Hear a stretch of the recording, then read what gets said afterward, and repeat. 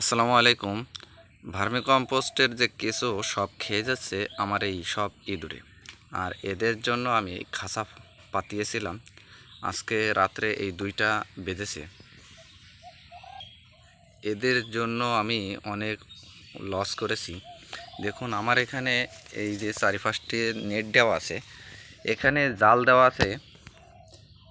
দেওয়া আছে, তারপরে নেট দেওয়া আছে, তারপরেও এরা ছিদ্র করে এর উপর দিয়ে পার হয়ে আমার এই প্রজেক্টে আপনার এরা কেঁচোগুলো খেয়ে যায়।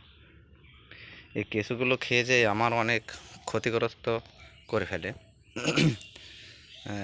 এখানে দেখুন আজকে বৃষ্টি হওয়ার কারণে আমার সব কিছু এলোমেলো হয়ে গিয়েছে। এখানে যে বেডটা দেখতে পাচ্ছেন এই বেডটা আমার এখানে নতুন করে গোবর দেওয়া হয়েছে। এই গোবরটা দেওয়া হয়েছে আজকে 3 থেকে 4 দিন। দেখুন উপরের দিকে বেশ কিছু সারে পরিণত হওয়া শুরু হয়ে গিয়েছে। এখানে এই বেডটা সার হয়ে গিয়েছে। এখান থেকে আপনার এখন আমি সার সংগ্রহ করব। এখানে আমার একটু এলোমেলো আছে, ওপাশে আপনার সার হয়ে গিয়েছে, একটু শুকনা হয়ে গিয়েছে। আর এখানে আপনার যে কাঁচা গোবরটা দিয়ে এটা পানি দিয়ে আপনার একটু নরম করে আপনার এখানে তারপরে এখানে আপনার ওখান থেকে এর পারে আপনার বিছিয়ে দিব।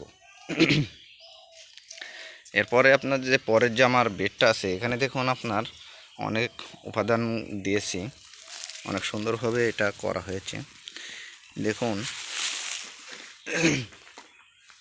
প্রথমে কাঁচা গোবর দিয়ে কেঁচো ছেড়ে আপনার এর উপরে আবার আপনার অন্ধকার করার জন্য দুইটা আপনার যে অন্ধকার একটা ব্যানার আছে ব্যানার দিয়েছি, এপাশে আপনার ছালা দিয়েছি।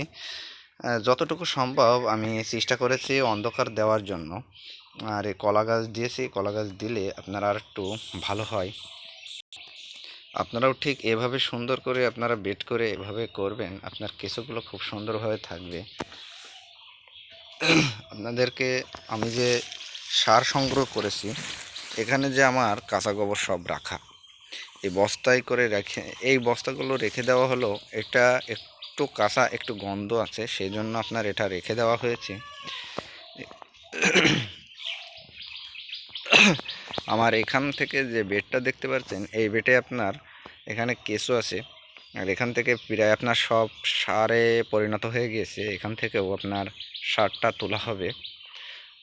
আজকে যদি সময় পাই তাহলে সব তুলে ফেলবো ইনশাল্লাহ। অপার দিকে দেখলে বুঝতে পারবেন যে আজকে একটু বৃষ্টি হওয়ার কারণে সব কিছু এলোমেলো হয়ে গিয়েছে। এখানে আপনার এই যে ঢেকে দেওয়া আছে, এখানে আপনার জৈব সারটা এই নেট দিয়ে আপনার এখান থেকে টুকে নিচে রেখে আপনার এর ভিতরেই আবার আপনার ছোট ছোট করে কাঁচা গোবর দিয়ে রেখে দিয়েছি। কারণ এর ভিতরে আপনার অসংখ্য পরিমাণের ডিম আছে, আর ওই ডিমটা কয়েকদিনের ভিতরে আপনার ফেটে যাবে, আর ওই কাঁচা গোবরের ভিতরে আপনার ঢুকে যাবে।